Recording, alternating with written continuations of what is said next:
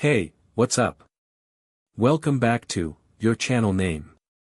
This time, we're going to dive into a story that will make you think twice before walking alone at night. Grab some snacks, turn off the lights, and listen closely. Ellie stood in front of the bathroom mirror, unable to look away. The markings that had spread slowly across her body over the past weeks, thin, jagged, black lines, now converged into a single, intricate sigil centered on her chest, just above her heart. It pulsed rhythmically, in sync with her heartbeat. The sigil resembled the spiral she had seen on the letter and in the litany. But now, it was alive, glowing faintly, like embers beneath skin. She touched it and felt heat. Not pain. Not fire. But welcoming warmth. And then she heard it again, the chant.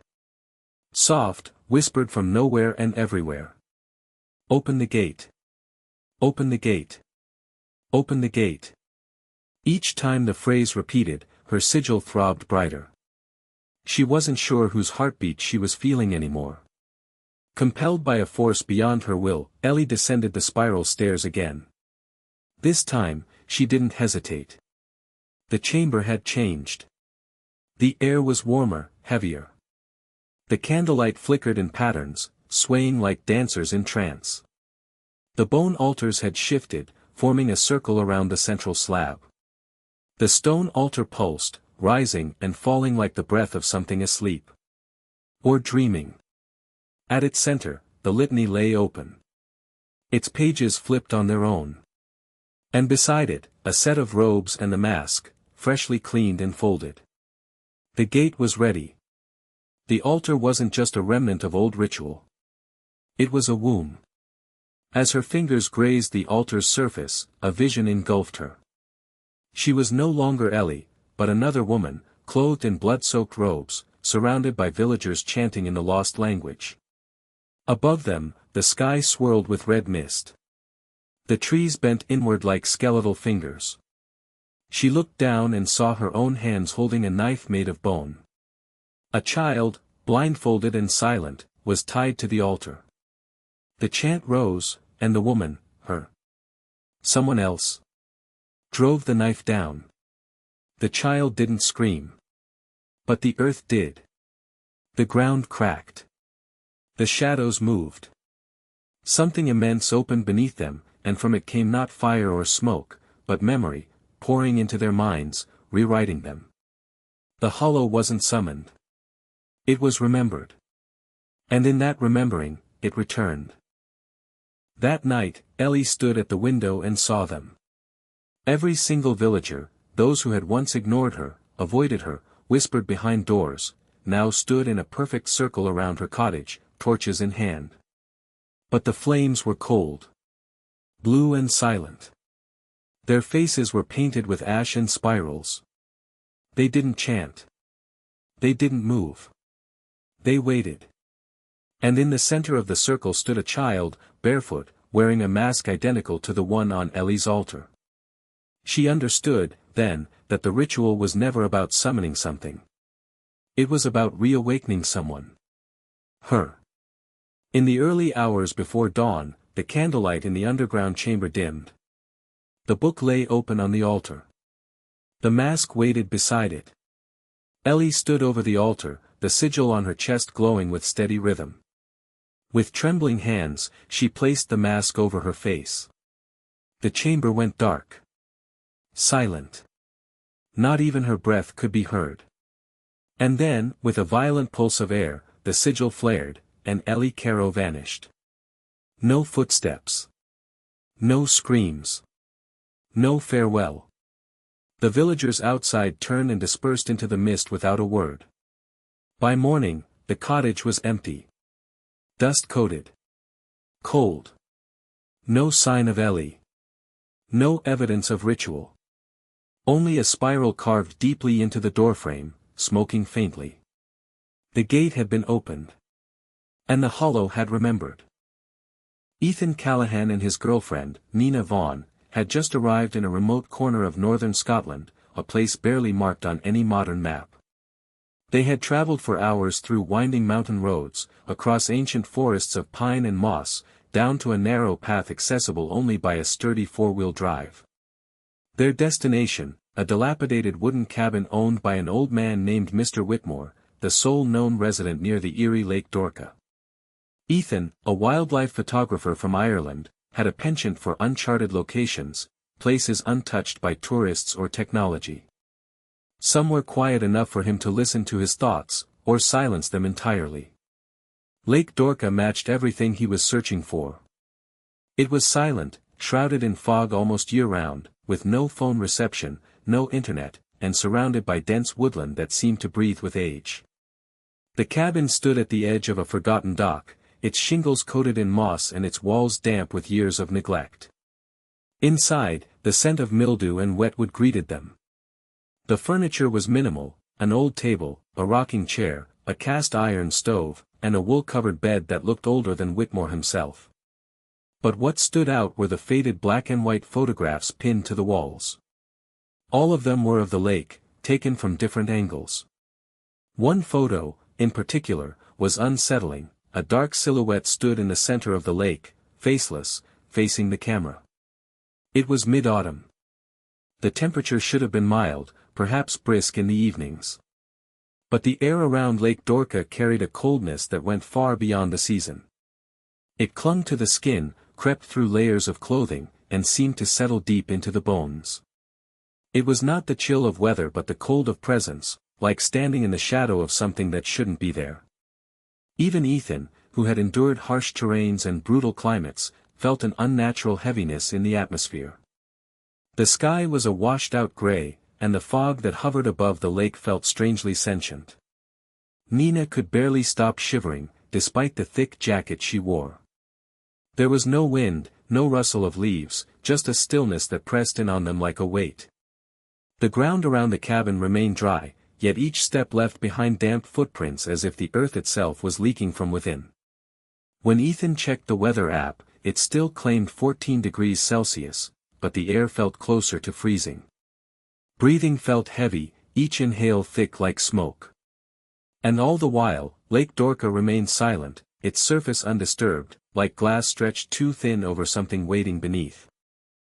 Later that day, Mr. Whitmore returned to deliver a bundle of firewood. He spoke little, his body hunched, skin pale like parchment, and movements slow and deliberate. He seemed like a man who had outlived more than just years. When Ethan casually mentioned he planned to fish that night, Whitmore stopped cold. His hands froze mid-motion, eyes fixed on Ethan with a stare that held no emotion, only fatigue, like a man watching a mistake happen all over again. He didn't say no. He didn't even speak. He simply nodded, slowly, as if accepting something terrible he couldn't prevent. Then, he turned and walked away, disappearing into the trees as silently as he came.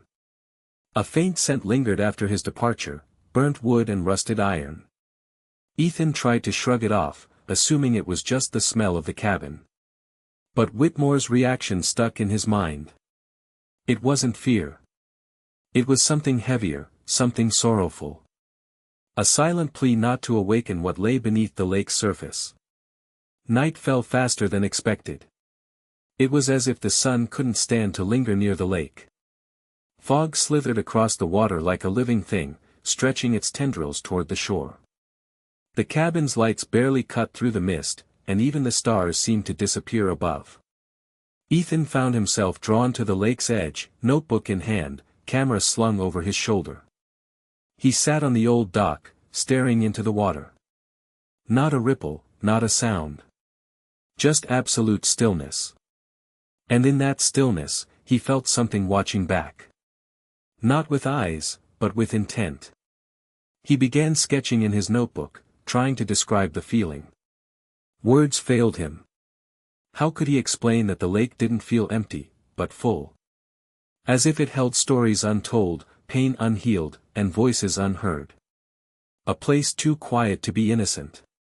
His curiosity deepened. Not about catching fish, but about seeing what others had feared.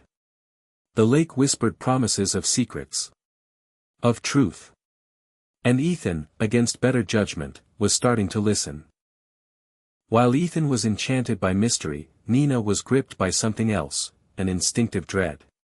From the moment they passed the tree line, she had felt it. The weight. The cold. The feeling that something was watching, not curiously, but hungrily. She couldn't shake the sensation. Every shadow seemed to breathe. Every sound felt offbeat. Her hands trembled subtly throughout the day, her chest tight with anxiety she couldn't explain. And at night, in the cabin, her dreams were haunted by a woman. Always the same image, long wet hair, pale skin, a soaked dress, sitting with her back to the lake. It wasn't a memory. It wasn't imagination. It was something placed in her head by the lake itself. A message. A warning. A warning.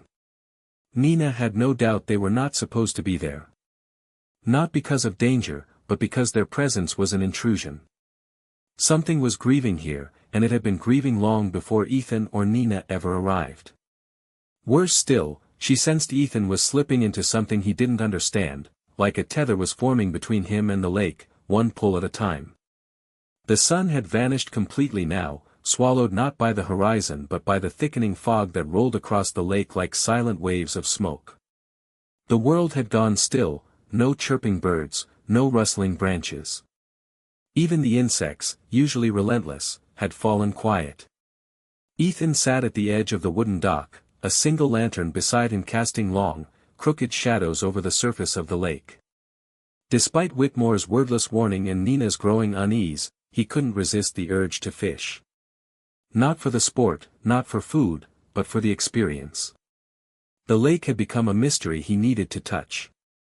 His fishing line cut through the silence, breaking the smooth glass of the water.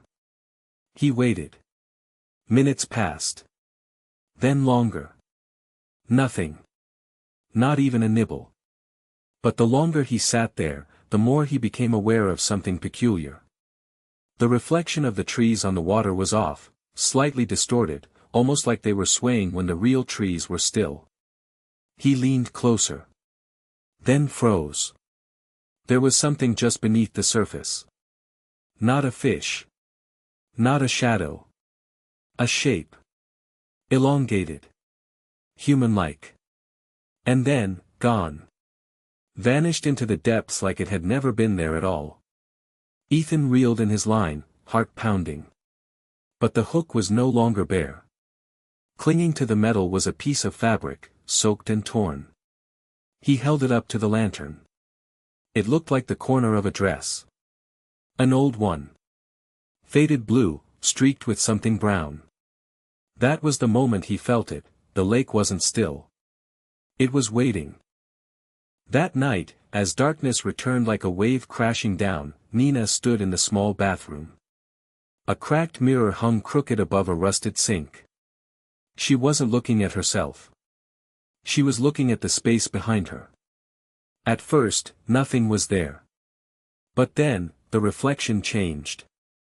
Her body was still in the mirror, but the face was no longer hers. Pale. Wet. Eyes black as ink, mouth stitched shut with thick, rotting thread. It blinked. And smiled. Nina screamed and turned, but behind her, there was no one. She looked back at the mirror. Now, it was only her reflection. But she knew what she saw. It wasn't a hallucination. It was a message. She was being watched. And worse, something was learning how to wear her. That night, just after midnight, a sound emerged from the lake, soft at first, almost like the low hum of an electrical wire buried beneath the earth. Ethan and Nina were both awake, neither of them willing to sleep again after what had unfolded earlier. The hum grew louder with each passing minute, not chaotic or abrupt, but methodical. Rhythmic. A pulse. It sounded alive. Ethan stood by the window, trying to locate its source. It wasn't mechanical. It wasn't natural either. It was something in between, a sound that didn't belong in the world but had learned to mimic one that did. Nina covered her ears. The frequency made her nauseous.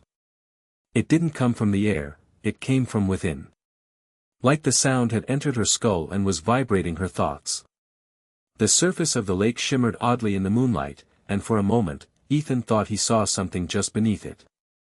Shapes moving in sync with the hum, like figures swaying underwater, performing a ritual with no audience, no beginning, no end. The humming stopped abruptly at 3:06 a.m. And that silence was worse than the sound. In the early morning, when the fog had only slightly thinned, Ethan went outside to clear his head. That's when he saw it, nailed directly to the center of the cabin door. A bird. Dead. Head twisted unnaturally. Wings spread wide like a crucifixion. Its eyes were missing. The nail that pinned it to the wood was rusted, ancient, something not found in their supplies. The blood was fresh. Still dripping. Nina hadn't heard anything during the night. No footsteps. No creaking boards. No knock at the door. And yet the bird had been placed there with purpose, with precision. There were no tracks in the dirt. No drag marks. No footprints. The door had remained locked from the inside all night. It shouldn't have been possible. But there it was. A message in silence. A warning carved in flesh. Later that day, Ethan accidentally knocked over one of the old chairs near the fireplace. As he bent to pick it up, his foot caught a warped plank beneath the rug. It moved slightly, hollow underneath. Curious, and with the thrill of fear guiding his hand, he pried it loose. Beneath the floorboard was a leather-bound journal, water-stained and swollen from age. Its cover was cracked, the initials, Jr., barely legible. The first few pages were blank, but the deeper he went, the more erratic the handwriting became. It belonged to a man named Jonah Reeves, a local fisherman who had gone missing 2 decades earlier. The entry started normal, describing fish counts, weather conditions, equipment repairs, but eventually turned frantic. He had been hearing voices from the lake. Seeing things on the water at night. Catching fish with no eyes, their scales falling off like wet paper. The last entry was the most disturbing. She asked for my face. I said no. So she took my hands instead. The ink stopped there. The page had a dark smudge.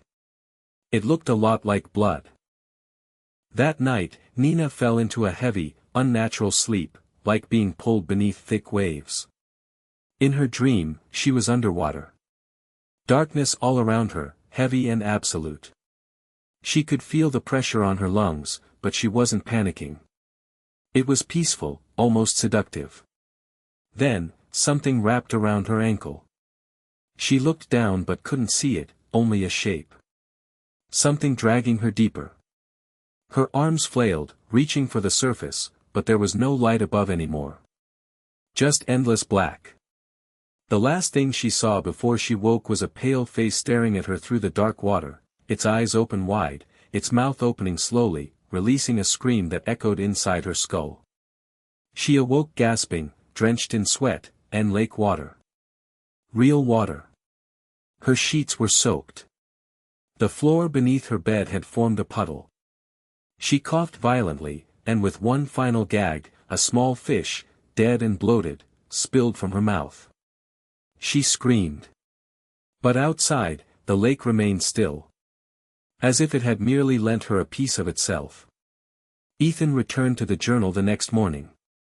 He hadn't yet shown Nina the final pages, something told him not to. Not yet. He flipped through the last few entries again, searching for a clue, a pattern, anything that could explain what they were experiencing.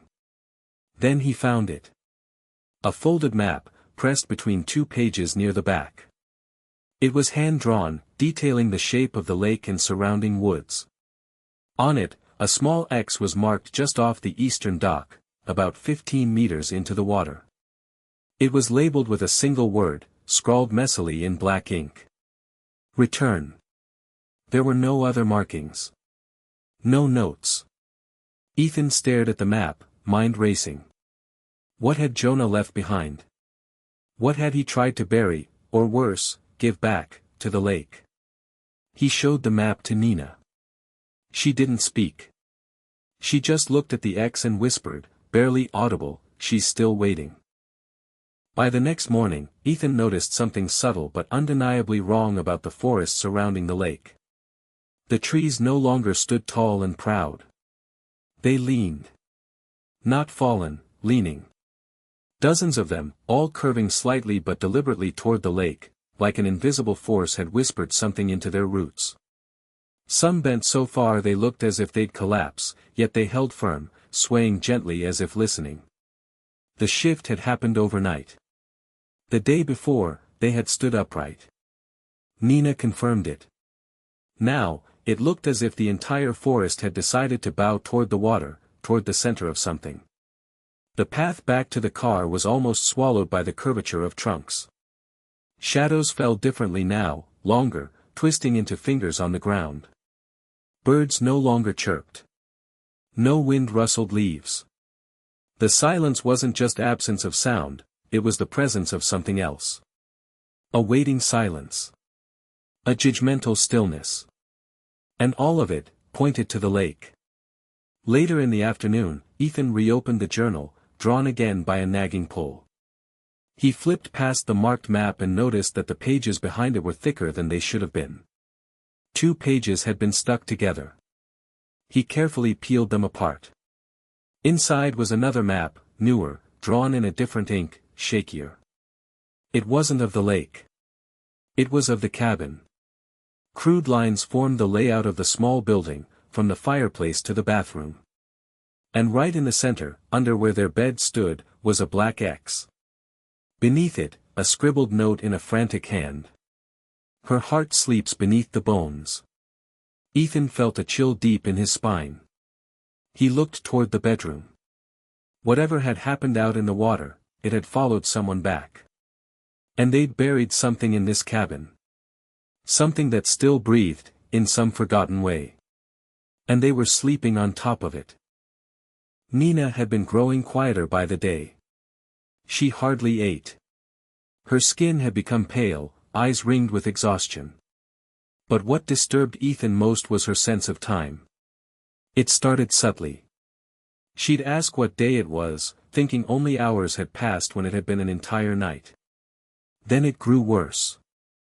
She would wake up standing outside the cabin, barefoot, hands muddy, with no memory of leaving the bed. Once, Ethan found her in the woods, sitting perfectly still beside the water, whispering something he couldn't hear. When he asked what she was doing, she only blinked and said, "I was never here." It wasn't sleepwalking. It wasn't confusion. Something was borrowing her. Taking her mind for walks. And returning it empty. Ethan awoke one night to the soft sound of dripping. Not from the ceiling. From the floor. He turned on the light and stepped onto the wooden boards. They squished under his feet. Cold water leaked between the cracks, spreading slowly like ink. It wasn't rainwater. There had been no storm. He got down on his knees and pressed his ear to the boards. He heard movement, slow, methodical swaying. Like something was breathing beneath the cabin, something massive. Something submerged. Then, a knock. 1. 2. 3. From below. He leapt back, heart hammering. The dripping stopped.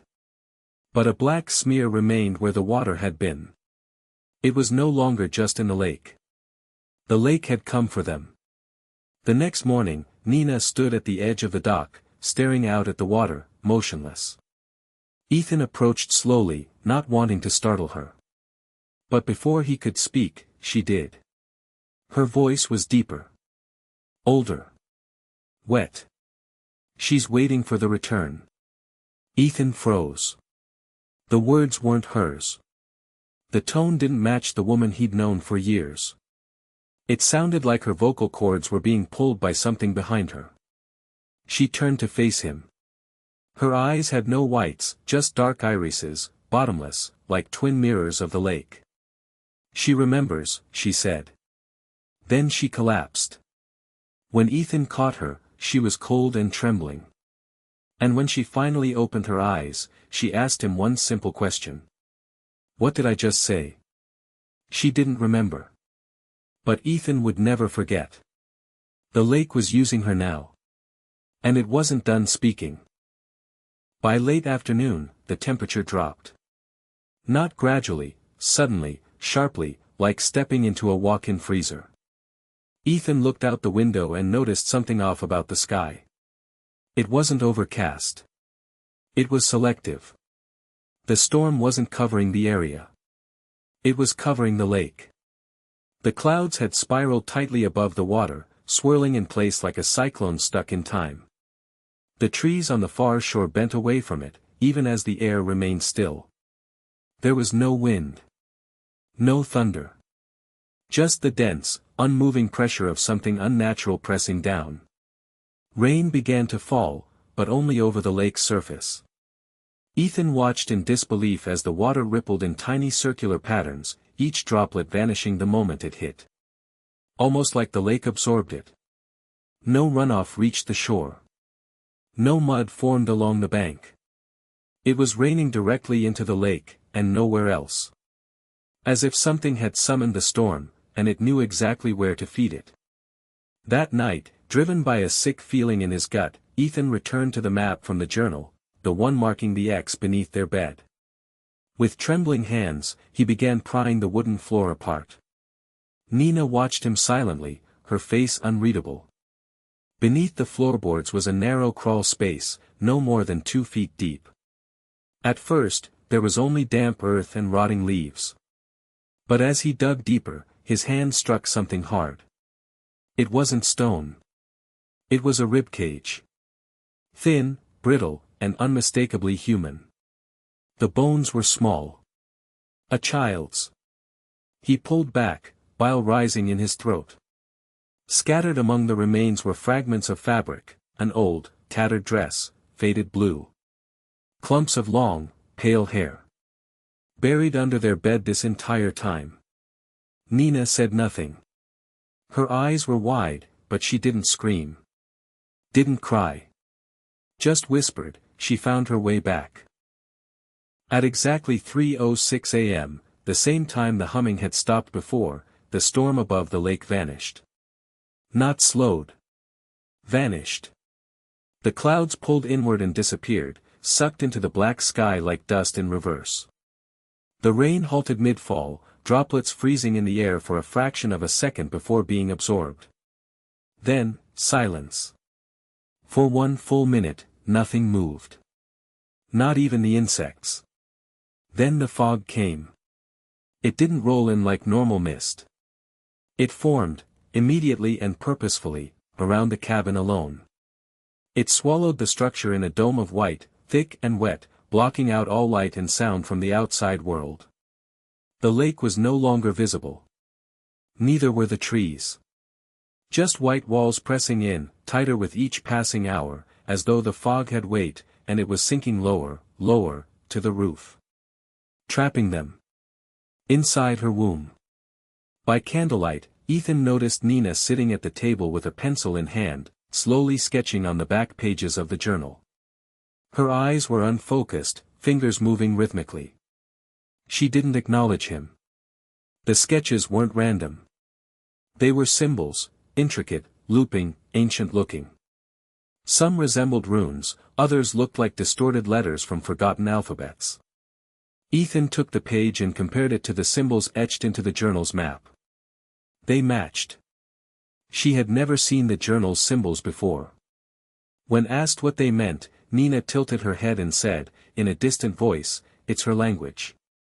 She's teaching me." Ethan tried to take the pencil from her hand.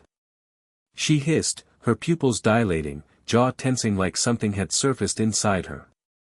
Then, just as fast, she snapped out of it. But the symbols remained. Dozens of them. Growing more complex with each drawing. Ethan, exhausted, sat by the fireplace and flipped once more through Jonah Reeves' journal. The pages were yellowed and brittle. But something changed. A new page. Not newly discovered. Newly written. The ink was still wet. At the very back, behind the original final entry, a single sentence had been scrawled in messy, frantic lines. She never left the lake. She became the lake. Below it, a drawing. A shape, feminine, faceless, with arms outstretched and hair flowing like kelp. Its body dissolved into the waves. Around it were dozens of smaller shapes, reaching toward her from the bottom. Children. Worshippers. Victims. Ethan's hands trembled. The journal closed itself with a gust of wind that had no source. The fireplace flickered. And Nina laughed softly in her sleep. Not her laugh. But something else.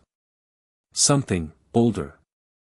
Ethan woke up just before dawn, the kind of waking where something feels immediately wrong.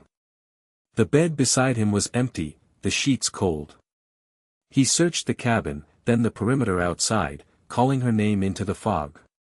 But Nina was gone. Not a single footprint. No signs of struggle.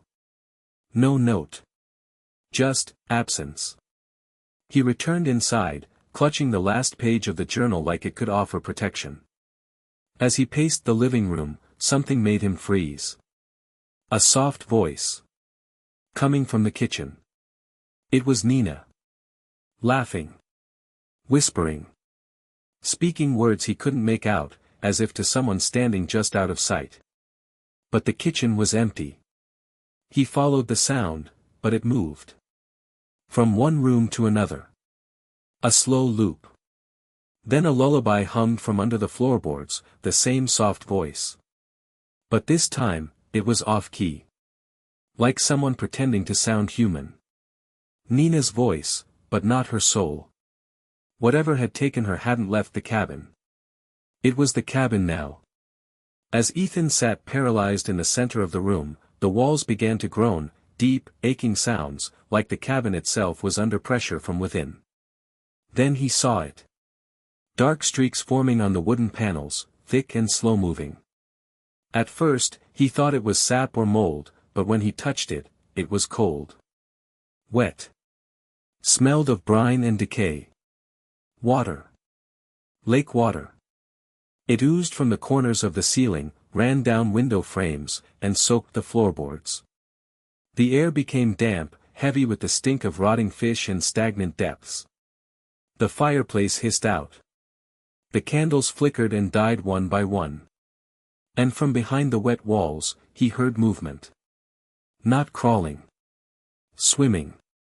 As if the walls were no longer wood, but barriers between this world and something submerged on the other side. Something trying to rise. When the fog broke just slightly, Ethan saw her. Standing at the very end of the dock, her back facing him. Nina. Same hair, same clothes. But she stood impossibly still, arms limp at her sides, hair not swaying with the breeze. As if she were a statue placed there. Ethan rushed outside, yelling her name. But with every step toward the dock, the temperature dropped. By the time he reached halfway, his breath came out in white clouds. She didn't turn around.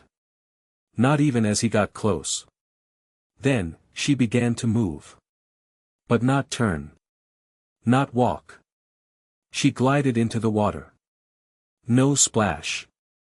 No ripple. Like she had melted into the lake. Gone. And behind her, on the dock where she had stood, wet footprints that burned cold when he touched them. Desperate for answers, Ethan returned to the crawlspace where the bones were found.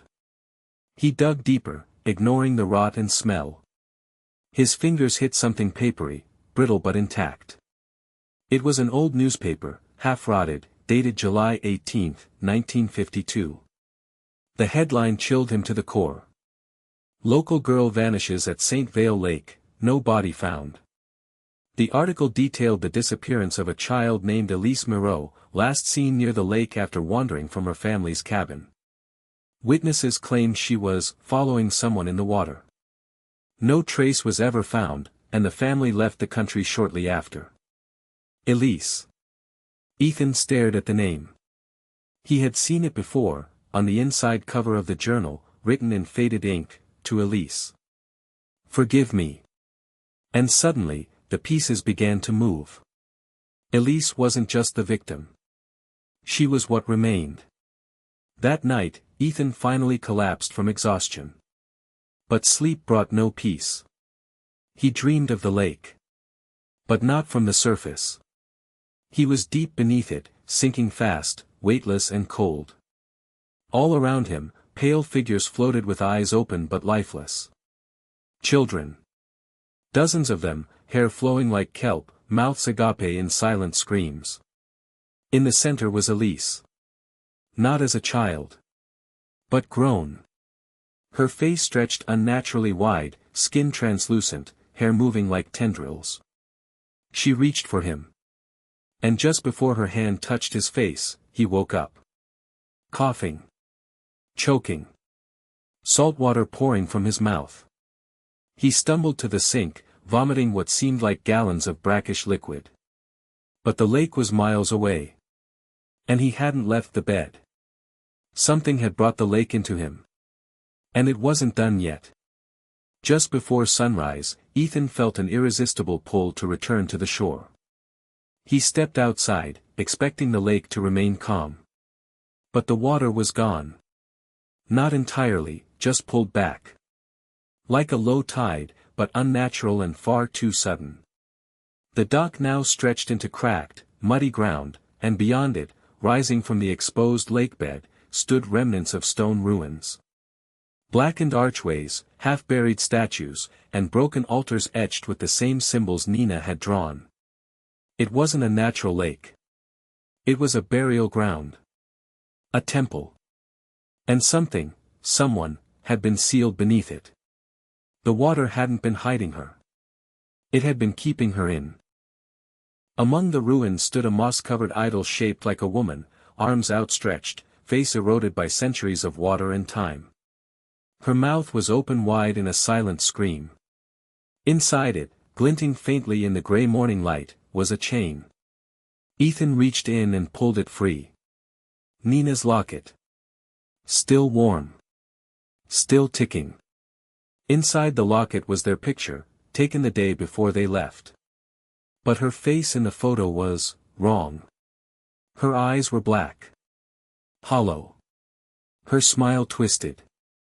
And etched inside the lid, now visible under the dirt, was a new word that hadn't been there before. Return. The locket snapped shut on its own. He turned to run, but the fog had shifted again. It wasn't stationary anymore. It was moving. Swirling slowly in a massive spiral, like a vortex descending toward him. Leaves lifted from the ground, sucked upward. The trees bent in the same direction. The wind picked up, whispering dozens of voices at once, overlapping in multiple tongues, all repeating the same phrase. She remembers. As Ethan backed away, the earth trembled slightly.